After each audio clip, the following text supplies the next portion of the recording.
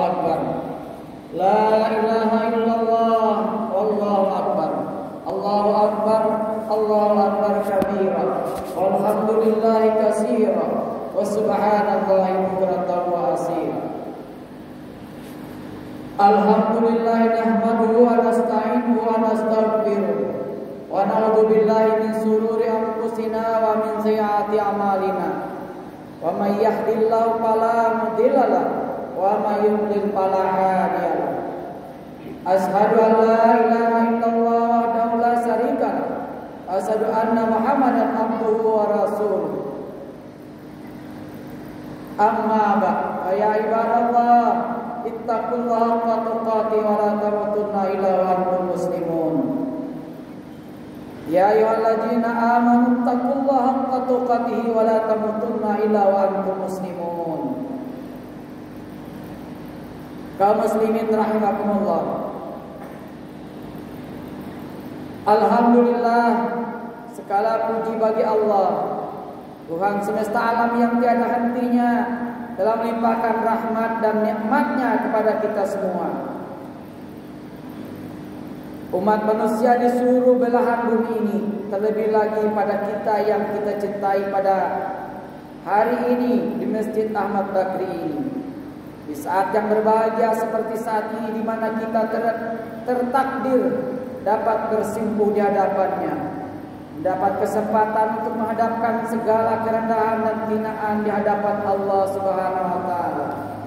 Kalau masih banyak rekan-rekan kita, teman-teman kita, orang tua kita yang mendahului kita detik-detik terakhir tidak berkesempatan melaksanakan salat Idul Adha pada hari ini, walaupun hatinya tersentuh untuk bisa bertemu pada Idul Adha ini, tetapi Allah berkehendak lain, Allah mengambilnya terlebih dahulu. Kaum muslimin rahimakumullah. Salat Idul Adha 1441 Hijriah untuk memperingati kejadian besar dalam sejarah kemanusiaan yang tiada tandingnya, pengorbanan hidup yang dilakukan oleh manusia pilihan Nabiullah Ibrahim beserta keluarganya. Salawat dan salam semoga senantiasa tercurah kepada Habibina baginda Nabi Muhammad sallallahu alaihi wasallam.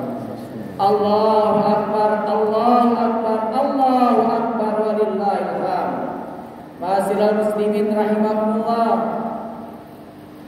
Ada 3 peristiwa penting yang tidak bisa lepas dari hari raya Idul Adha. 3 peristiwa tersebut adalah haji, kurban, dan sholat. Namun pada situasi saat ini ketiga ibadah tersebut harus dilaksanakan di tengah pandemi COVID-19 yang sampai saat ini belum mereda. Terlebih-lebih bagi utara, setiap hari bertambah. Mudah-mudahan kita yang dalam masjid ini terhindar dari semua musibah yang ada, termasuk COVID-19 ini. Amin. Tentunya ketentuan Allah Subhanahu wa taala ini tidak boleh serta-merta menurunkan semangat spiritual kita sebagai umat Islam. Harus meyakini bahwa selalu ada hikmah besar yang terkandung dari setiap ketetapan yang diberikan oleh Allah Subhanahu wa taala. Seperti kita ketahui bersama, akibat pandemi COVID-19 yang mewabah berbagai penjuru di dunia, termasuk jamaah Barito Utara 2020 tidak diberangkatkan ke tanah suci. Hal ini dilakukan pemerintah untuk menjaga keselamatan jiwa dari tertularnya virus corona ini. Pemerintah Arab Saudi pun tidak mengizinkan jamaah dari luar negeri untuk menjalankan rukun Islam kelima ini. Hanya warga Arab Saudi dan warga asing yang berada di Arab Saudi saja yang diperkenankan melaksanakan ibadah haji. Dan itu pun dengan pembatasan jumlah dan peraturan yang sangat ketat bagi calon jamaah haji tahun 2020 ini. Putusan ini tentu sangat berat untuk diterima oleh calon jamaah haji setelah sekian lama menunggu antrean kuota haji dengan berbagai macam usaha untuk melunasi ongkos naik hajinya. Namun giliran saatnya berangkat harus mengalami penundaan Namun ada hikmah besar yang bisa diambil dari keputusan ini. Di antaranya adalah kesabaran dan kepasrahan kepada Allah Subhanahu wa taala. Adapun yang berangkat tahun 2020 ini, apakah dia bisa menjamin tahun 2021 bisa berangkat dengan umur yang tersisa? Begitu juga yang tadinya sudah meraba-raba, sudah mereka-reka, tahun 2021 akan berangkat, ternyata harus ditunda tahun 2022. Wasbiru innallaha ma'as sabirin. Bersabarlah, sesungguhnya Allah bersama orang-orang yang sabar.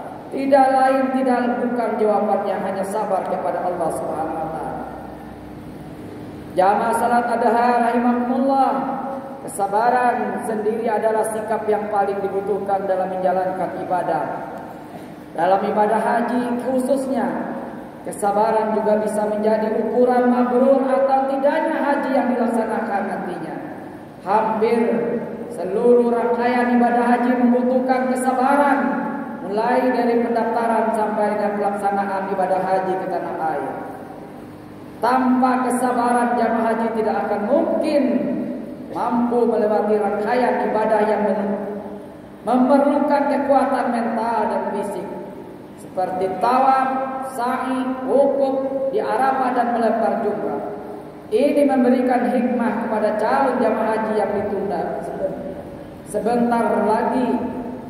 Apakah mereka nanti akan diberangkatkan 2021?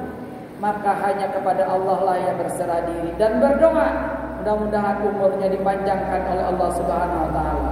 Yang tahun 2021 akan diberangkatkan nantinya. Semoga COVID-19 ini segera berakhir. Untuk semakin melatih kesabaran sebelum waktunya berangkat nanti.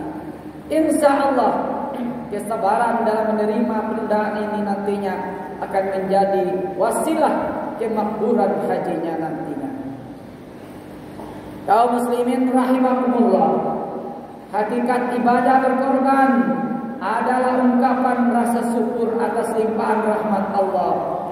Pelaksanaan penyembelihan hewan korban yang dilaksanakan setiap penghujung tahun Hijriah berarti korban adalah ungkapan rasa syukur atas nikmat Allah yang dirasakan sepanjang tahun 2021 ini.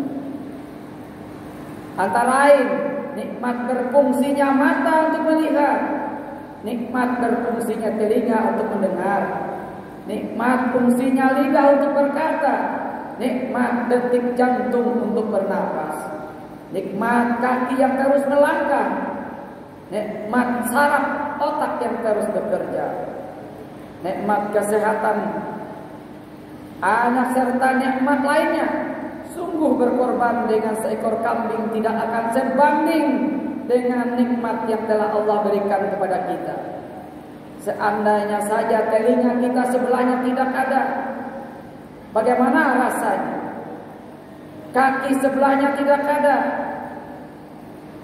matanya tidak ada, hanya berkorban seekor kambing atau seekor sapi 7 orang. Kita hanya berpikir-pikir walaupun mampu. Bentuk fisik hewan korban bukanlah objek penilaian dari Allah, tetapi kualitas syukur dan ketakwaan yang sampai kehadirannya.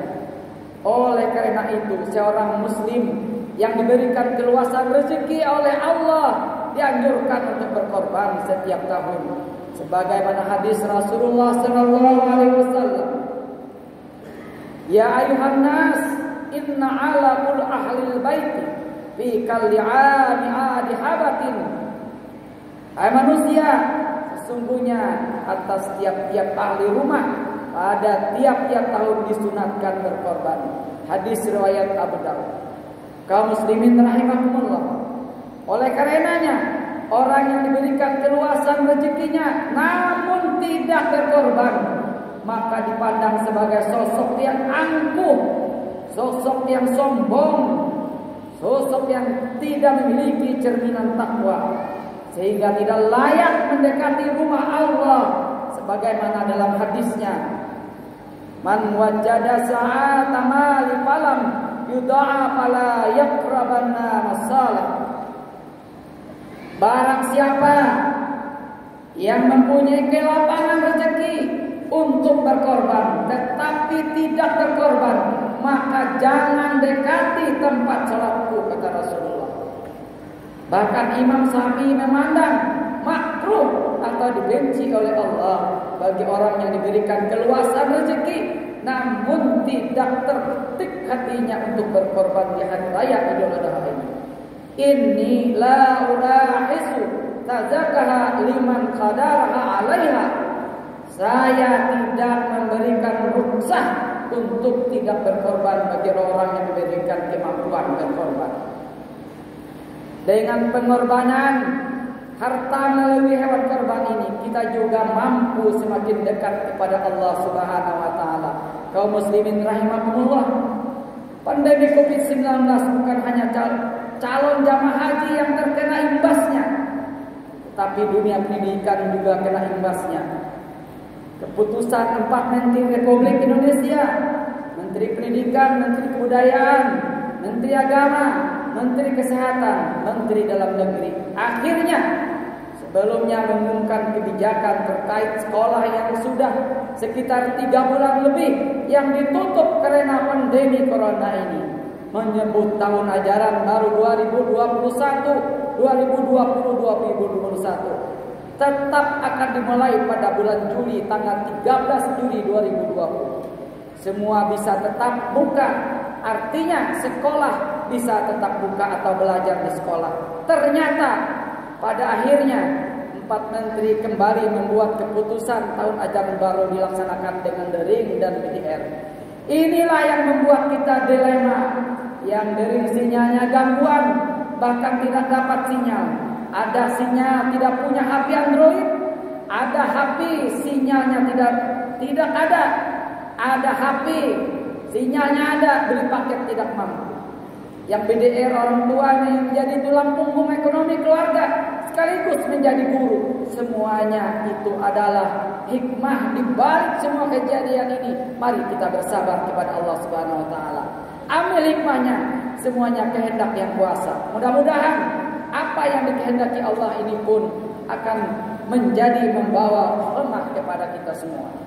Kaum muslimin rahimakumullah, ketahuilah bahwasanya dunia ini banyak yang malang. Di antara mereka ada yang malang karena ulah mereka sendiri, tapi tidak sedikit yang malang karena nasib. Mereka menjadi yatim misalnya bukan karena kemauan mereka sendiri menjadi yatim. Mereka yatim karena bapaknya telah dipanggil Allah yang terdahulu. Tidak ada seorang pun anak yang menginginkan menjadi yatim, tapi takdir Allah yang menentukannya. Banyak juga orang miskin di antara kita bukan karena mereka menghendaki kemiskinan. Mereka miskin karena lahir di tengah keluarga yang miskin. Mereka sejak kecil tidak bisa bersekolah. Karena tidak sekolah maka ia menjadi kurang terampil. Karena kurang terampil maka ia tidak berkesempatan untuk memasuki lowongan pekerjaan. Karena tidak mendapatkan pekerjaan yang layak maka mereka jadi miskin. Kebodohan dan kemiskinan adalah mata rantai setan yang harus kita putus. Orang tua bersinergi dengan guru, guru bersinergi dengan pemerintah. Harus ada intervensi dari 3 itu. Tanpa demikian anak kita semakin bodoh nantinya. Kaum muslimin rahimakumullah, Allahu Akbar, Allahu Akbar, Allahu Akbar. Insya Allah apabila bersinergi guru dengan pemerintah, pemerintah dengan orang tua dengan guru-guru, insya Allah dalam pandemi ini anak-anak kita juga bisa jadi cerdas. Di saat wabah Covid-19 ini kita tidak boleh terlena dengan keadaan sekarang ini. Terutama dengan ibadah sholat kita jangan sampai terlewati. Kadang-kadang kita dengan corona ini, masjid yang kadang-kadang safnya yang berdekatan, sekarang safnya yang harus ada jaraknya. Apabila kita lihat demikian, kadang-kadang hati kita menjadi terlena dan menjadinya. Tetapi jangan demikian. Mari sholat kita tanamkan dalam diri kita. Mari sholat kita dengan anak-anak kita bawa sholatnya walaupun tidak bisa ke masjid, tidak bisa ke surau. Kita bawa sholat di rumah, misalnya tidak bisa ke masjid. Wasta'inu bis sabri was salat wa innaha lakabiratun illa ala asasi. Nah, orang yang beriman, jadikanlah sabar dan salat sebagai penolongmu. Sungguhnya Allah beserta orang-orang yang sabar. Salat menjadi rasa sabar kita nantinya. Yang artinya, yang tadi tidak ada ketentuan dalam dirinya, bawalah salat yang 5 kali sehari semalam. Insya Allah semuanya menjadi akan lebih baik. Dalam kitab Irsyadu Al-Lisan karya Zainuddin Al-Mambari, dalam bab fadilah salat, dijelaskan bahwa suatu ketika putri dari Rasulullah SAW, Sayyidah Fatimah, bertanya kepada Rasulullah, "Wahai ayahku, apa sanksi orang yang meremehkan sholat? Apa sanksinya orang yang meninggalkan sholat?" Rasul pun menjawab, "Wahai putriku, sanksinya adalah Allah akan memberikan kepadanya 15 siksaan yang akan diberikan kepada orang yang meninggalkan sholat. 6 siksaan ketika di dunia, 3 siksaan ketika meninggal, 3 siksaan ketika di alam kubur, dan 3 siksaan ketika dibangkitkan dari alam kubur. Wa ma umiru illa liya'budullaha mukhlisina lahu-d-din, hunafa yuqimus shalah wa yutuz zakat, wa dzalika dinul qayyimah." Kaum muslimin rahimakumullah. Dan tidaklah mereka disuruh kecuali supaya menyembah Allah dengan mengikhlaskan ketaatan kepadanya dalam menjalankan agama yang lurus, supaya mereka mendirikan sholat, menunaikan zakat, dan yang mendidik itu yang lurus. Kaum muslimin rahimakumullah. 6 siksaan di dunia bagi orang yang meninggalkan sholat. 1. Dicabut keberkahan umurnya. 2. Dihilangkan tanda-tanda kesalehan di wajahnya. Wajahnya muram, walaupun cantik, walaupun ganteng, insya Allah wajahnya muram tanpa diadili air wudu dan sholatnya. 3. Segala amal baiknya tidak akan mendapat pahala, masya Allah. 4. Doanya tidak akan dikabulkan. 5. Tidak mendapatkan bagian dari doa orang yang soleh. 6. Akan dibenci oleh Allah kebanyakan orang, akan dibenci oleh kebanyakan orang. Apabila dia tidak sholat, dia akan dibenci oleh masyarakatnya. Padahal orangnya gagah perkasa, masjid pun bisa, tetapi azan berkumandang dia malah menutup telinganya. 3 siksaan ketika meninggal. Mati dalam kondisi terhina, mati dalam kondisi lapar, mati dalam kondisi haus, yang apabila diminumkan 1 lautan pun tidak mungkin akan dapat menghilangkan dahaganya. Insyaallah. 3 siksaan ketika meninggal dunia. 3 siksaan ketika di alam kubur. Kuburannya menjepit sehingga tulang-tulang rusuknya saling bersimpangan. Ruang kubur dipenuhi api sehingga hari-hari hidup bergelimpangan di atas bara api. Dalam kuburnya akan ditemani ular besar, utusan Allah yang menyiksa, yang diberi dengan Allah Asy As-Suja, namanya ular yang besar tersebut. 3 siksaan ketika dibangkitkan dari dalam kubur menuju padang mahsyar. 1. Hisabnya sangat berat. 2. Dibenci oleh Allah. 3. Dimasukkan ke dalam neraka jahanam. Masyaallah. Semoga kita semua termasuk orang-orang yang selalu istiqomah menjalankan 5 waktu, dijauhi dari siksaan-siksaan Allah Subhanahu wa taala. Semoga apa yang kita laksanakan mendapat berkah dari Allah Subhanahu wa taala. Ibadah kita diterima oleh Allah. Pekerjaan yang sebanyak apapun, apabila berkumandangkan azan, tinggalkanlah pekerjaannya. Insya Allah 5 menit selesai sholatnya. Pekerjaan ada 24 jam, waktunya kita dikurangi dengan 25 menit saja sehari semalamnya. Masih banyak waktu bekerja, waktu beristirahat. Mari kita tanamkan dalam diri kita untuk selalu melaksanakan ibadah salat kita. Semoga apa yang telah kita laksanakan, apa yang telah kita lakukan, ibadah kita diterima oleh Allah Subhanahu wa taala dan kesalahan kita diampuni oleh Allah Subhanahu wa taala. A'udzubillahi minasyaitonir rajim. Bismillahirrahmanirrahim. Ulaika 'alaihim salawatun min rabbihim wa rahmatun wa ulaika humul muhtadun. Barakallahu li wa lakum bil Qur'anil azim wa nafa'ani wa iyyakum bima fihi minal ayati wa dzikril hakim. Qulu qawli hadza wa astaghfirullahal azim lil muslimina wal muslimat wal mu'minina wal mu'minat fastaghfiruhu